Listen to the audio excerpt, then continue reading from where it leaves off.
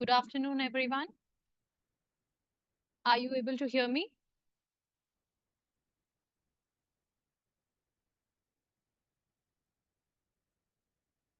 We will wait for 2 to 3 minutes more before we actually start the session.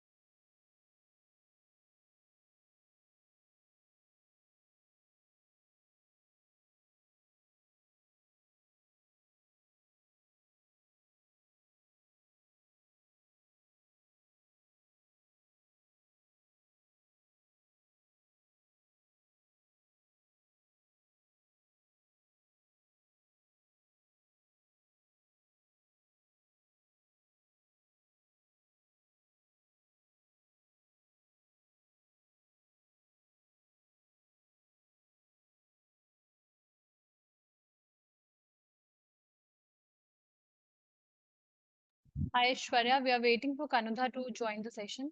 So another 2 3 minutes, we'll start.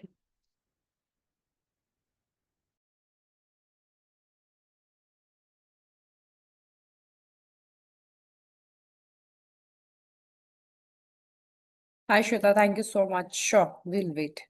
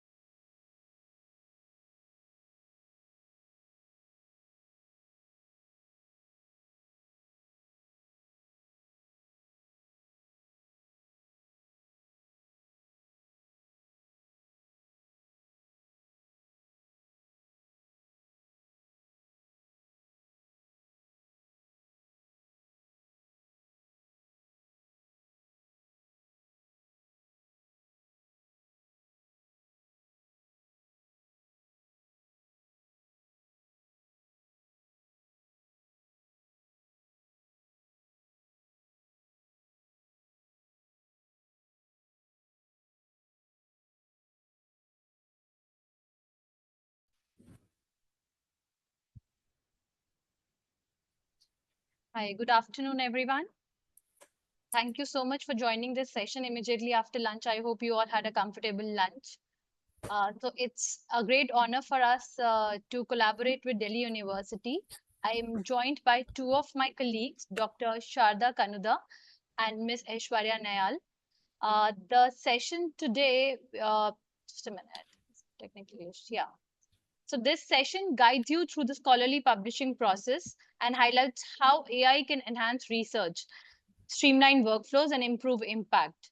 So without taking much time, since we have already spent 7 minutes, I will quickly hand over the session to Dr. Sharda Kanudha. Over to you, Sharda. Hello, can you hear me? Yes, we can hear you. Okay, Yeah, great. Thank you. Thank you, Shweta. I would like to start sharing my screen and my slides, but I'm not sure how to do that. Can you please guide me? yeah. Uh, there's a there's a tab for sharing your slides just next to the raise hand tab. It's settings here for me because I might not be. So you are one of the panelists, so you should have it at the bottom.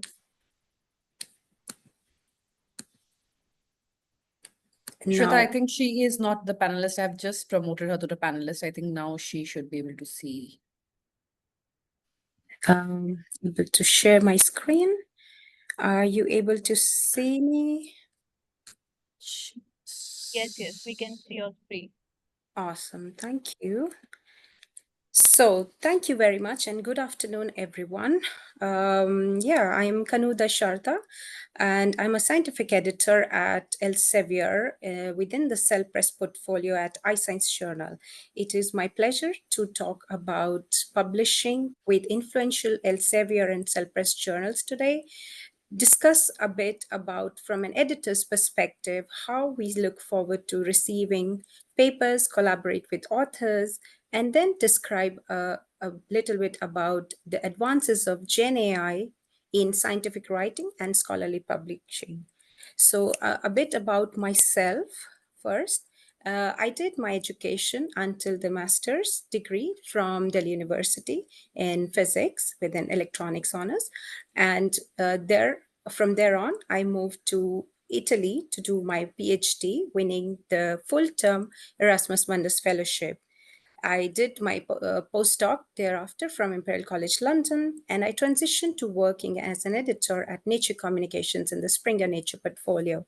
I handled the manuscripts based on my background of two-dimensional materials, physics, devices, and applications. Since then, since 2021, I moved to iScience within Elsevier and handle topics, manuscript topics based on various topics broader than physical sciences and closely work with journals such as Joule, CRPS, Matter Device, among others. So, what do I do as an editor? Because my day job is mostly including reading new submissions, coordinating peer review, which means finding reviewers, discussing editorial matters with colleagues, solving rebuttals, providing editorial feedback, and so on. I also attend conferences and reach out to the community, such as a perfect example is currently I'm delivering a webinar to attract scientific community to publish with Elsevier and broader Cell Press. So I also contribute towards writing preview research articles such as commentaries, and editorials post on social media about what excites us as editors and what special issues and collections we are promoting.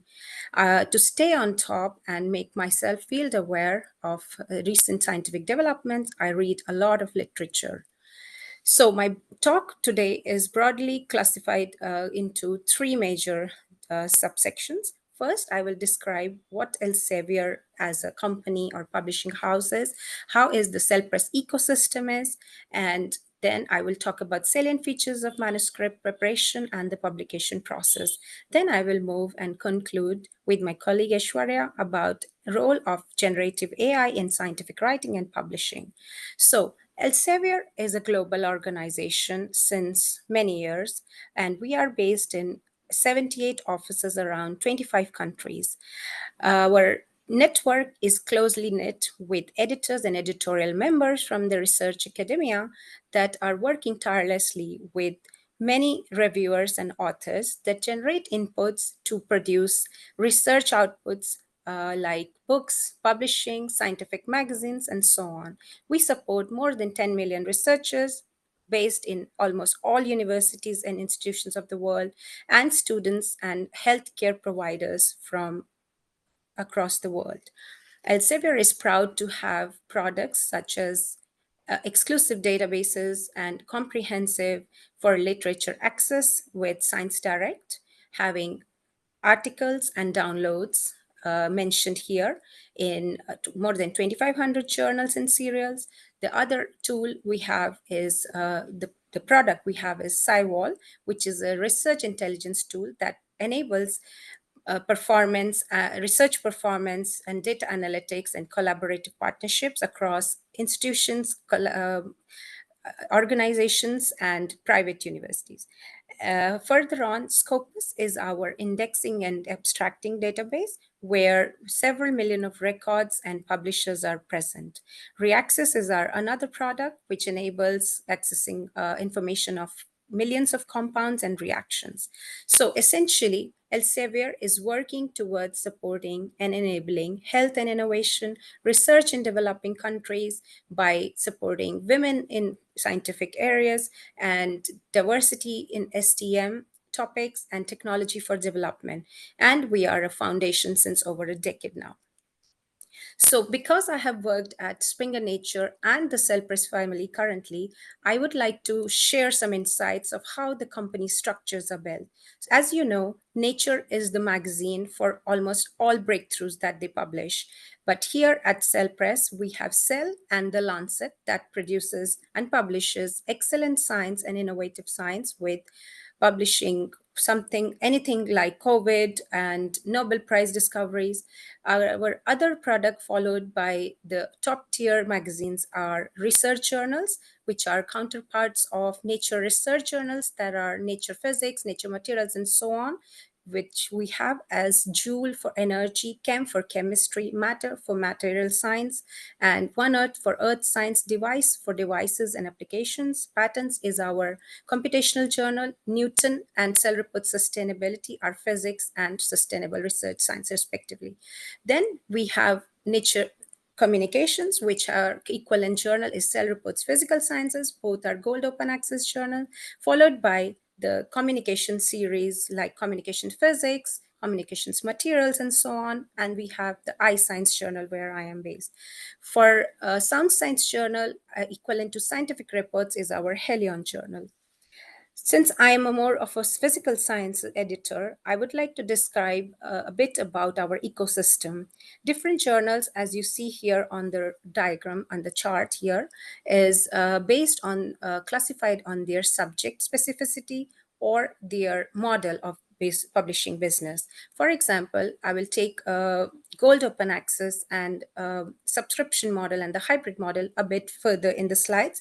But in the diagram here, you can see that each editor in unanimity talked to other editors before suggesting transfers or rejections. And we have a robust ecosystem to provide and offer a right home for every paper that is submitted or is rejected and eventually foreseen to be publication. So we editors are in contact with each other to facilitate transfers and provide home for authors to support them. So fostering interdisciplinary at the journal where I'm working, we extend and launch a lot of themed collections as well as special issues. As you can see from various interdisciplinary topics here, you are welcome to make submissions and contact us for any queries. So let's dig a bit deeper into what the publishing models and open access drive about. So first and foremost, let me explain what the open access drive is all about. So countries like the USA, others based in the European Union and China unanimously formed a cohort known as the Open Access Cohort in 2021 with the aim of publishing freely accessible science without paying any charges. However, the model in subscription where the library affiliates with the university to pay a small fees for publication as well as accessing was found to be having an obsolete role.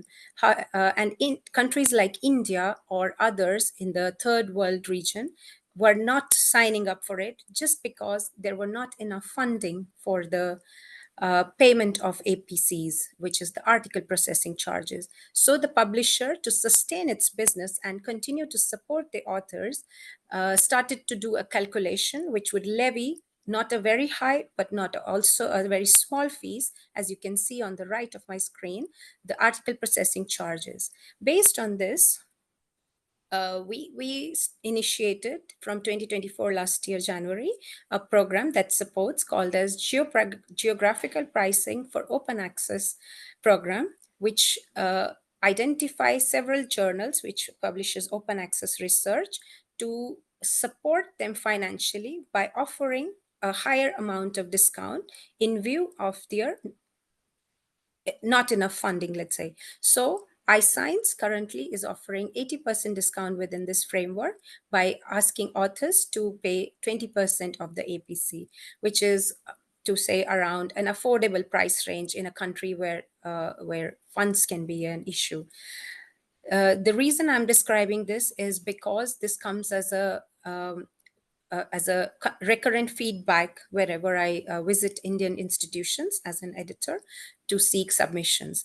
Furthermore, there are other countries where authors affiliated are liable to pay for something ranging from 45% to 90%. And Indian-based authors are here. So going more specific with the example of publishing at iScience, we have the cost of APC as $3,240.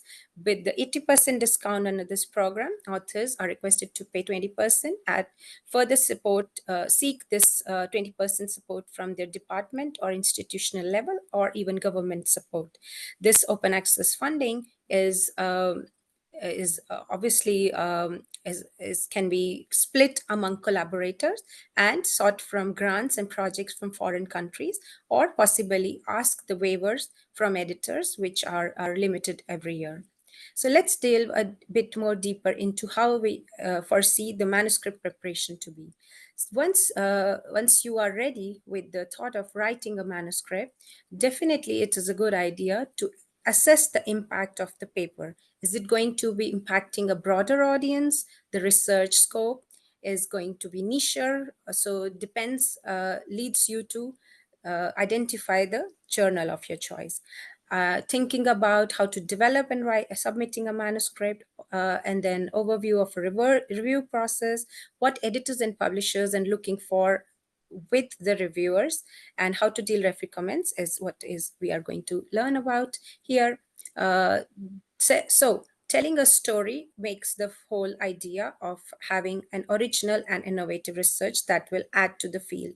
If the science is going to advance from what you are going to present, there should be evidence that is sound with robust data and forms a part of a larger project that we expect to be forming a good research paper. Also understanding who is the readership or the audience that we are going to tell the story as author is a good idea. And more original and innovative research will impact more people, such that the breakthroughs are communicated to press release through our channels. And then once we are ready with the idea and advancements of science and the data, we try to identify what makes a good and strong manuscript. Definitely a clear, useful, and exciting message is relayed by a strong manuscript. Presenting and constructing it in a logical manner to read like a comic book or your favorite storybook is the way to go. And it should make easy the life of reviewers and editors to understand and grasp the message significantly. Then editors and reviewers or the readers are often very busy people, so it's encouraged to save the time by following these guidelines. So choosing the right journal is based upon highly the aims and scope of those journal. There is a journal finder tool on our website elsevier.com, and the types of articles we accept. We have recently published articles that are portrayed on each journal's website. As you can see, the Journal of Colloids and Surfaces B. And often when you start writing a paper, the references in your own article could lead you to the correct journal of our choice. As you can see here, there are guide for authors, which lead you to the resources. We do not request you to draft or format your manuscript before publishing, because that is a post-production task. However, we do encourage that not submitting manuscript to more than one journal at one time, because that is an unethical practice according to COPE, which is Committee of Publishing Ethics. So how do we ensure we are using a proper manuscript language? Definitely, it is the author's responsibility to set it in the guidelines informed. However, the correct use of English, language editing services, and translations are provided at some cost from the publishers, and there are resources mentioned on the website.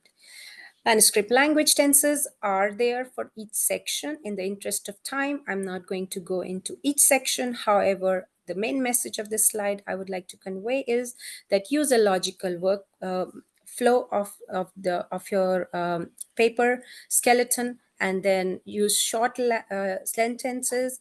Average length of any sentence can be 12 to 17 words, and not using more than one piece of information to communicate your message. The title is often should be interesting and not very long, should be concise and informative. We encourage using it, making it broader, so that indexing system and databases enable your paper to be identified by potential readers, such as from Science Direct. There are two examples of rephrasing a title from being more specific to a broader one, but also a unique and exciting one. There are different classification of authors, from being a corresponding author that deals with the submission and other proceedings of the paper, but also coordinating or initiating the research or leading the research, to co-authors, which have contributed minimally, or the first author. But I would like to point out that recently there have been many requests for authorship changes, and we have very strict guidelines in accordance with not encouraging any authorship changes being added or removed. And for that, we have to seek consent from all the involved authors by in writing, and an authorship changes form is required, which has been leading to retractions, unfortunately. So the abstract, of course, is the advertisement of your article, is the way to sell your work. Being more accurate and specific and keeping it as brief as possible is the key. But to relay the information on what has been done and what are the main findings, informing the readers. If it is a device-oriented paper, then key figures of merit should be there, how it is going to advance the science in the concluding sentence, and others. So introduction obviously is something as a context that you would like to convince the readers that you know the field properly and you are advancing the science. So be brief, clearly highlight what the aims or the hypothesis your work is set on, what is the significance it is going to achieve, what was done before, and what did you do to achieve it. Try to be consistent with the style of the journal we are submitting the work to. Method section is there in view of enabling other researchers to reproduce the science that you are doing. If it is a computational work, then data availability statement is needed, so that some repository that it directs to gets the readers the information. If you are using any method that entails experiments, please name the reagents, the quantities, and so on. Identify the proper equipment and describe the material used. Do not make repetitive information so that it doesn't distract the readers. Okay, results are the most important part among others. However, figures and tables such as performance benchmarking tables, which compare different devices from the literature, to advancing figures of merits, or how you are showing some evidence of a characteristic of a material or an element, and so on, by identifying images or presenting some data. And figures obviously speak 1,000 words, and any storybook, you identify first with figures. So they form like a skeleton of your work. Discussion section is what is the way to interpret what your results mean. It is one of the most important section to sell your data. Please do not ignore the disagreement of anything that has been done in the past.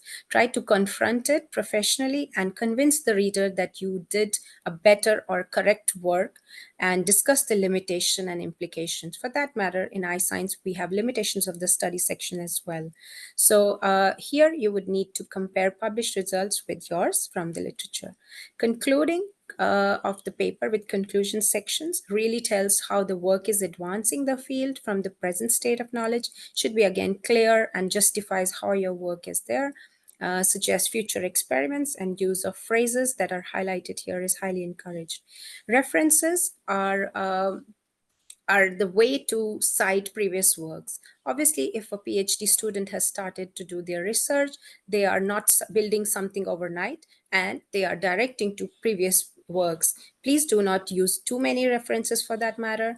Avoid using self-citation or excessive citation from the same region or nationally or internationally, and always ensure that you have fully understanding of the concepts you're referring to, and not citing each and every sentence for something, and conform to the guidelines that are given from the journal. Cover letter is directed only to the editors, is not shared with anyone else like reviewers or someone else like staff. Please mention what advances your work or makes it more special than others.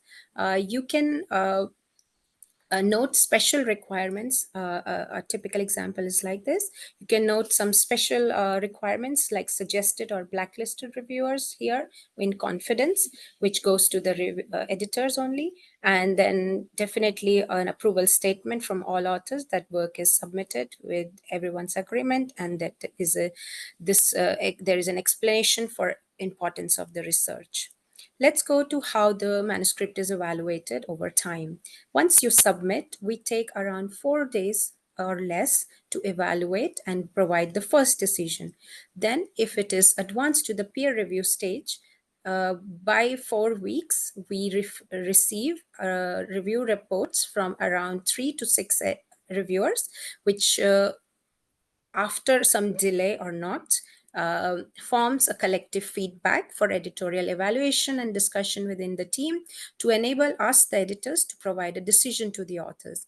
Then the paper is sent for revisions and given around a time frame of 6 weeks to do the experiments or other improvements, and then resubmitted. Such rounds contribute to further proceedings, and ideally, a paper is published from 4 to 5 months of submission.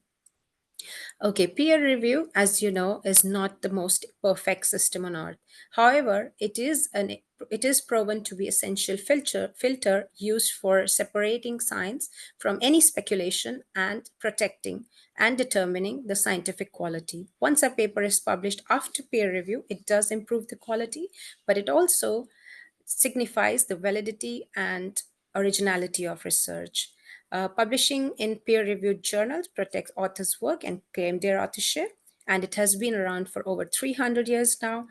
And please note that every paper submitted is not rejected with the aim of rejecting it. However, if a paper is rejected, the cost of managing this peer review has been borne by the publisher. So we are not in any interest of rejecting papers. However, to advance science, we do need to reject a certain amount of papers. And editors stand out of the process with no prejudice or favor to anyone, reviewers or authors. Depending on the significance of deficiencies and further amount of work, a major or a minor decision is sent to the authors. Major revision might take around 6 weeks or more, and a minor revision could be worth doing within a few weeks, but it does not automatically guarantee publication. However, we are near the milestone of publication and acceptance. And okay, how to deal with referee comments. Once you receive the detailed reviewer comments, please jot them down in a separate file and answer point by point professionally in a way that addresses each comment of the reviewer by actually showing the data and addressing a scientific response for referees' concerns. Discussions accordingly and comments as accepted are generally statements not encouraged. Being polite if the manuscript was rejected, rebuttal, professional and polite rebuttal or appeal is encouraged, and reconsiderations are definitely a thing in scientific and editorial world. So writing the point by point response in a professional manner, seeking support of data or collaborating is always the way to go. Please remain calm and do not do any disfavor to yourself or your work, because it has been spent over months and weeks, if not years, to get where you are in the favorite journal. Okay, this is a fun slide with the crowning of acceptance, where attention to details must be pondered, checking and rejecting and double checking your work with colleagues and maybe non-specialist readers to improve what the message is about in the writing, considering reviewer comments properly. English must be improved. Presentation is important and simple as much as clear. Taking your time, you can request a revision time extension, definitely. Acknowledging those who have helped you, maybe they are a statistician or a lab technician in the acknowledgement sections. Acknowledging new and original and previously unpublished data if there is, critically evaluating your own manuscript, and following ethical rules are encouraged. So accepted, okay, if you receive this news, great, cut the cake and on to the next submission and process. However, if the probability of rejection happens, it can be from wherever 40 to 9%. Please do not be despaired. It happens with everyone. It is not intended for you as an author, but to advance your work and get better at it. Try to understand why it happened and how can it be fixed. If you be self-critical, you will definitely get answers. I'm sure you're much better than me at it. And if you submit it to other journal, please try to begin from a new manuscript and take advantage of the previous flagged points. Okay, generative AI in scientific publishing and its role. So let's try to understand what is generative AI as compared to traditional AI. So generative AI is an umbrella term called for learning algorithms that makes prediction and that can produce new content based on a given input or a prompt.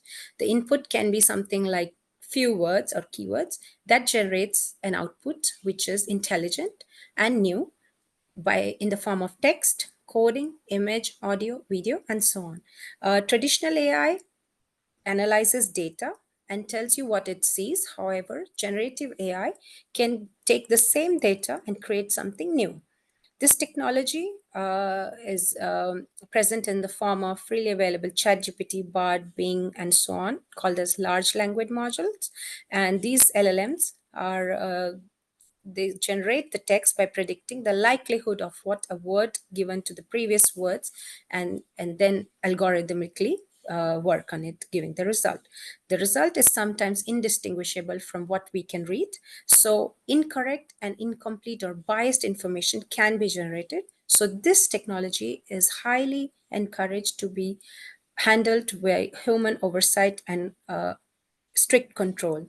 These LLMs have been around for a decade. However, from 2022, the rise of ChatGPT created a buzz, and we are using more and more of these. So it is very important to identify a good prompt as for a specific task using a specific model, because the output will be relative, and consideration for that is setting an appropriate temperature, which is can be from 0 to 1, to determine how creative or deterministic the output can be. Okay, so there are several concerns that are coming up since the use of Gen AI in scientific writing and publication. And these are, we have received inaccurate information and from unreliable sources, such as Gen AI generates non-existing references. They make up authors that do not exist, and they suggest non-existing reviewers. So spreading more misinformation and misleading responses, which has led to several retractions recently, and it is on the rise. There are ethical concerns and biases because that this activity without oversight from humans can lead to biased training of the data in LLMs and potentially infringe ethical standards and including plagiarism, copyright information, and violating confidentiality.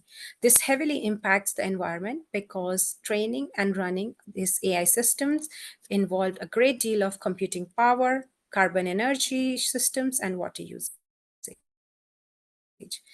There is more lack of up-to-date information because a certain tool will be updated with a cutoff date, and this tool will be homogenizing the content by optimally making the output uniform and perhaps repetitive. There is a limitation of consumer-focused Gen AI, and if you're not using any specific tool for research uh, to solving research problems, then such as ChatGPT is not trained to handle scientific data. So you may have a misleading result. There are potential benefits as well. Definitely, that's why we are excited. So it saves our time, effort, and it translates and improves the language of the text. It identifies novel research topics by giving input that I want to do this and that. So it suggests you and then promotes research and support education for all tiers of students. Then it makes more accessible our science concept by describing in a proper way that you can see videos of something that didn't exist. It can assist with manuscript checking and screening. It recommends reviewers and match manuscript to journal finder tools and makes more user-friendly workflows. Okay, Elsevier policies for authors, editors, and reviewers are as follows. We suggest using Gen AI to improve readability and language of the work and not to write the full manuscript or any piece of research.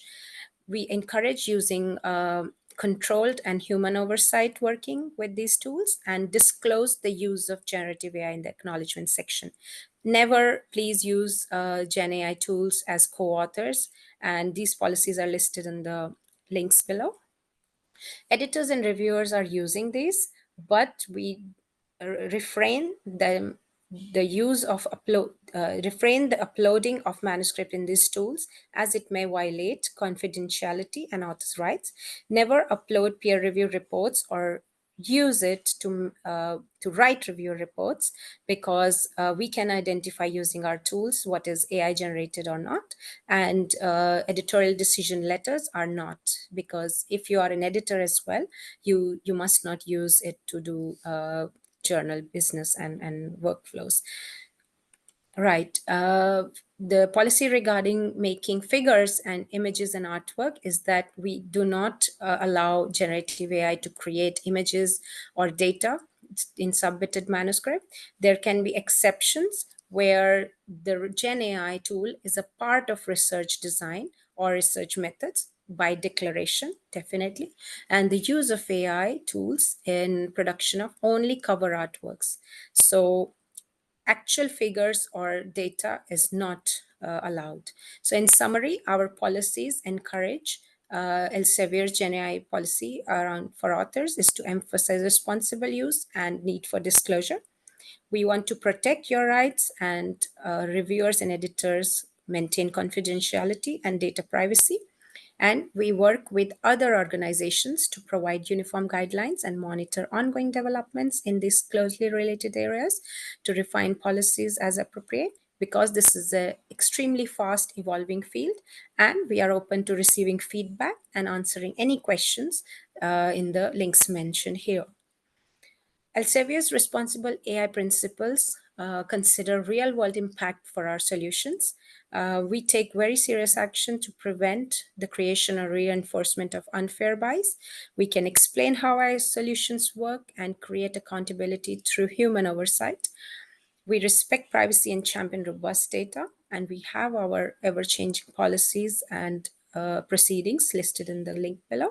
So how do I use it as my tool in everyday editor's life? So we have tools such as Proofig for identification of any duplicacy in figures, and Authenticate for identifying duplicate in any copied material or plagiarism. So we are already using AI-driven functionalities. Reviewer recommendations, I do seek recommendations based on keywords of the manuscript and expertise needed. Editors are offered AI-based information on scope match for a paper and duplicate submissions, such as Authenticate. Authors are supported with finding a suitable journal with Journal Finder and desk rejection for transfer your manuscript feature on our website. And we have automated tools to check the technicality, missing items. So when a paper arrives my desk, it has already been checked for these things by an editorial operations assistant. And AI checks the integrity to analyze if it is producing correct results. And for this, we have modified our products, Science Direct and Scopus and Clinical AI, which I believe my colleague is going to share more about. Thank you so much, Kanuda. That was really broad and really you covered most of the details there. I will start sharing my slides.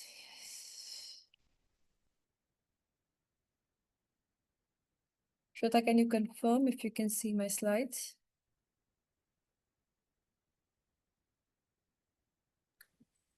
Yes, I can see your slides and hear. Cool.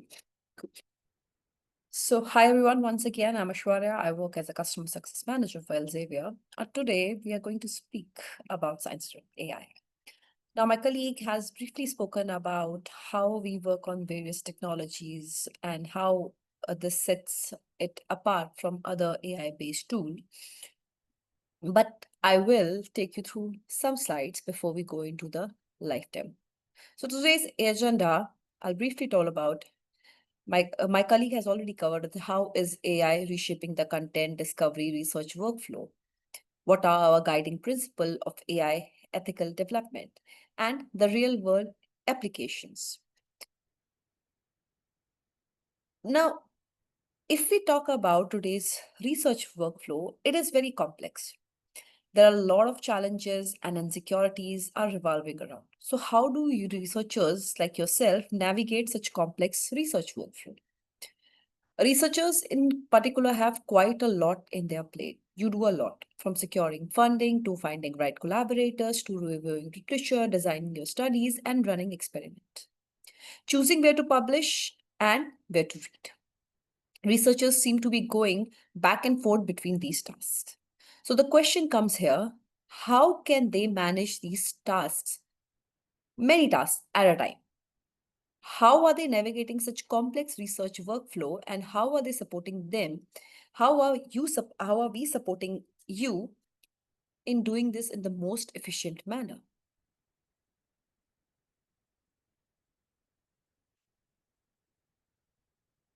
The major challenge lies in reading and analyzing phase, which includes extracting right insights from existing research and comparing them effectively. The workflows are highly complex, as I have said before, and rarely follows a linear path. Researchers often move back and forth between reviewing literature, writing, publishing, revisiting previous insights.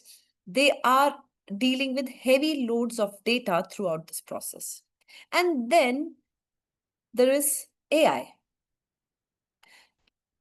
and where generative AI can play a very big transformative role. So why is Gen AI so compelling for researchers? And how will it help in terms of time management? If we take a closer look at the reading analysis phase, reading is often one of the most challenging and mentally exhausting tasks for researchers. With approximately 5 million academic articles published every year, the sheer volume of information makes it difficult to assess whether a document is relevant or to locate the key information within it. Researchers typically spend 10 to 12 hours per week on reading and analysis, which take approximately 35% of your time. This increasing burden has a direct impact on your efficiency and even, I would say, your mental health. As you face mounting pressure to read, analyze, and deliver result quickly in this very competitive environment. Now, we think the way to really help researchers is to give them tool to organize and streamline their workflow. While we were doing some surveys, we realized that researchers already are using various AI tools that are available. But none of these tools are made specifically for research. Now, our analysis shows that researchers' tasks fall in three main groups that are time consuming. First, reading, analysis, and design. And by keeping them in mind, we have come up with Science Direct AI.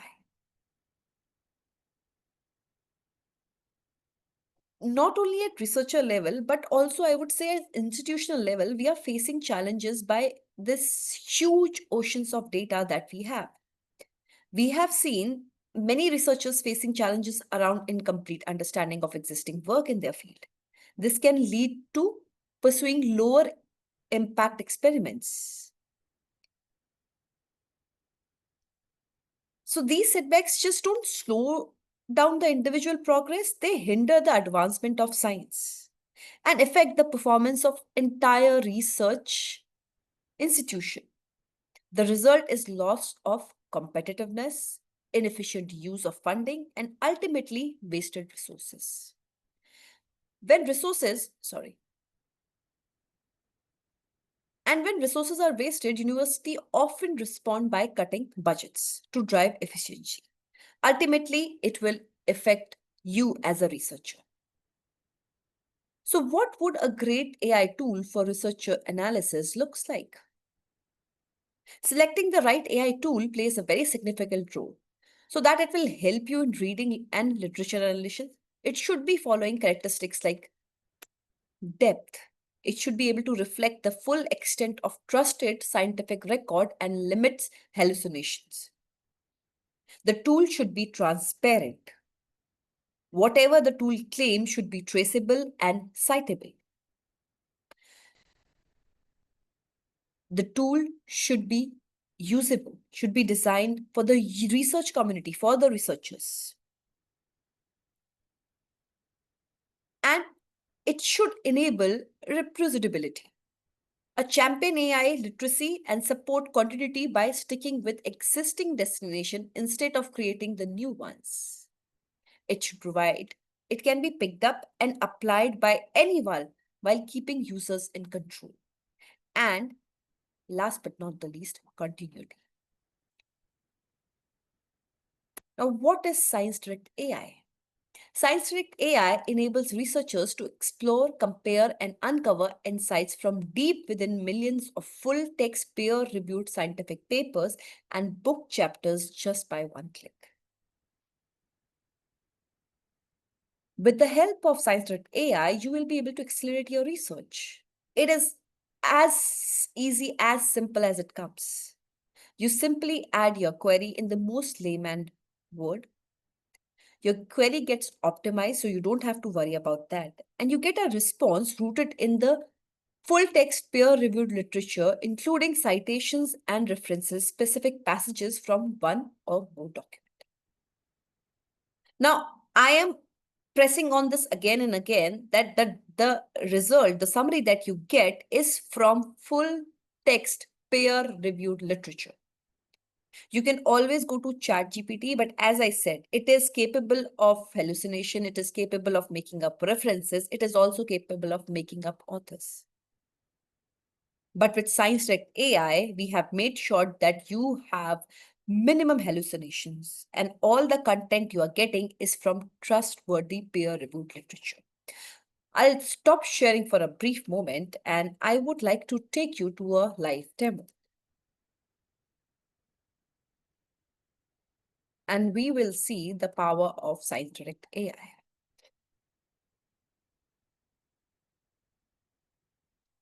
Now, you can see on my screen, this is the Science Direct platform. I'm sure most of you have used this.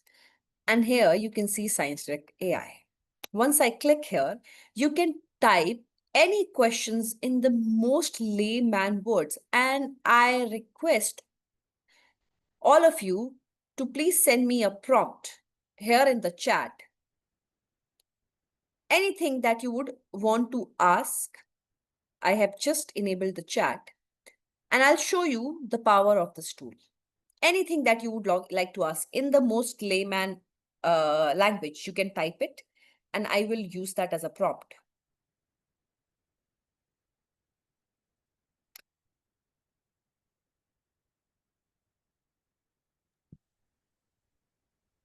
Aishwarya, there are some results that have come. Yeah. So information literacy is one of them. I would suggest that, okay, I have taken the last one. Sorry. So this was the one. And if you see, this says that spelling is not correct, but that's okay because the system has the capacity of correcting that. Now, if you see, it is analyzing and optimizing my question. Now, it has created a beautiful summary that light signaling refers to the process by which organisms perceive and respond to light. Now you can see the key aspects of light signaling. Okay. If you scroll down, if you see this is all highlighted, These are the references from which it has picked up this summary. And the interesting part is you do not have to even worry to read through the entire article. You can see the exact paragraph from which it has picked up these 4 lines of the summary. Now you can click here on view article. Once you do that,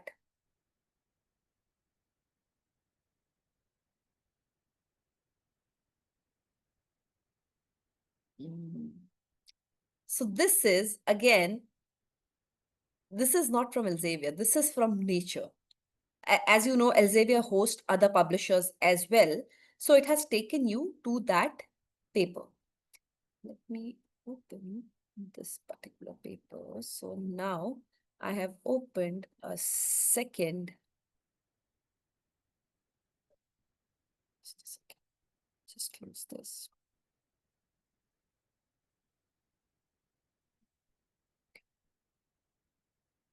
Okay, this is a book chapter.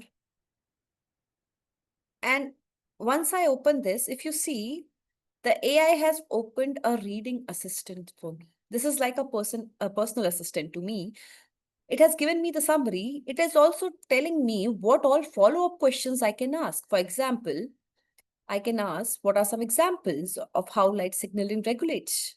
So now it has given me more results. I can copy paste this. I can view this in Mendeley. I can add this to Mendeley. I can do a lot of things, right? But if I go down, I can see the references. I can see the related insights. And the most beautiful thing, I can compare experiments. I know a lot of time we do not have the resources, the budgets, the time to run all the experiments. So what the AI will do is it will select 10 experiments and run a comparison for you with goal, material, method, result, conclusion, and feedback. And the AI has chosen these 10 results, but you can always select your own ones and it will run that study. So now you can export this table. You see it has run those 10 experiments. You can export this if you want. You can see how it works. Right. Now, this is how beautifully the Science Direct AI works. So you see, it is not like a black box. You do not know where the data is coming from. You know exactly from where it has picked up this summary. You always have the option to see references from the summary, related insight. You have a reading assistant and you can compare experiments. Now, do we have any question? I know comparison section is there is a compare experiment. I'll show it again. Just a second. Just show this again. So if you see here, this is the summary it has built for me. And if I go down, I can see the compare experiments.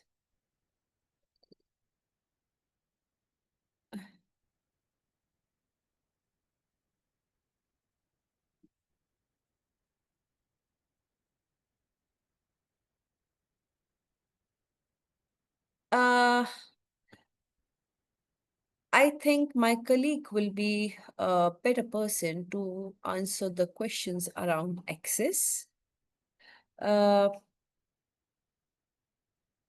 So before we do that, let me just run one more query for you all. Okay, let's see. Okay, I'll just pick up one more from the chat.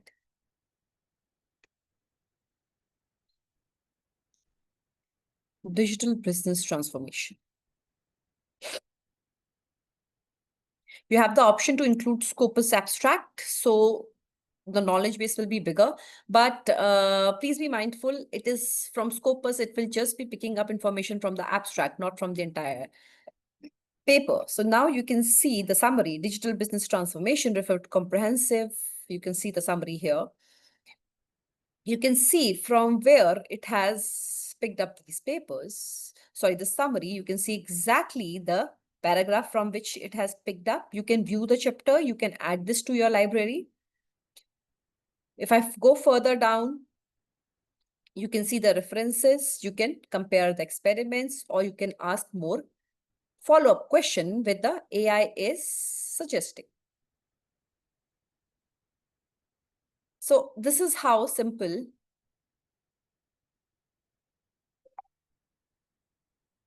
the Science Direct AI is.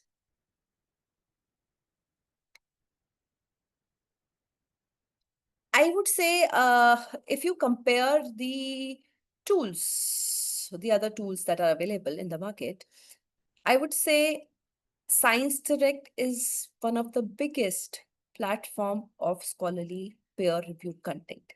So the summary that you are getting from here is from close to 60 million papers that are available on Science Direct. So the length and breadth of content is huge. It is the biggest. So I do not even see a comparison here. This tool is not available. It is not available to you right now. No, at the Okay. moment, you have the trial access for Science Direct AI. It's available since last 1 week, and it will be there for a month. Great, great. So I think all of you can go and try your hands at it.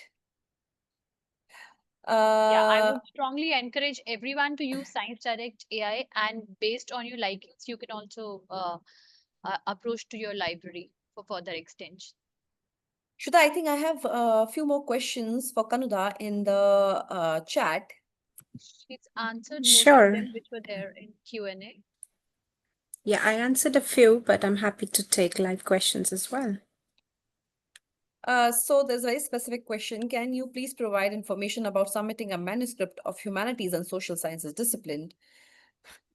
Could you please help us with the steps? I think this is a very specific and subjective question. Yeah. I haven't myself submitted any to a life sciences, but in general, if you choose a journal, there are steps that guide you on the editorial manager, and there are mandatory and non-mandatory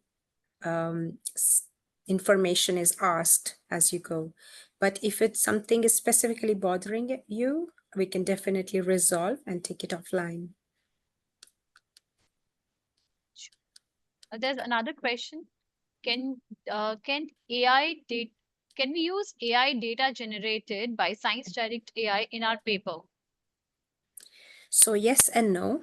I think that is one of the major key takeaway from our talks is that responsibly do use it. Yes, The answer is yes.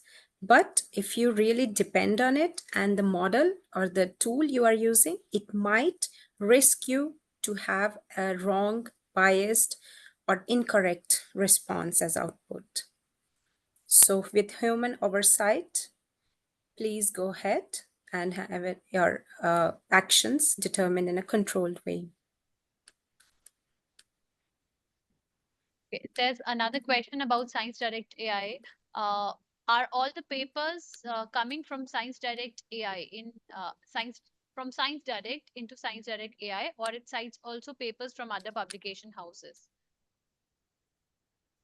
Aishwarya, you want to take that Yeah. one? So we do have, as you know, we do have other publishers like we have Wiley, we have ACS. So you can see those paper. It derives. So, but there is a limitation of the third party publishers that we have. But yes, it does derive it.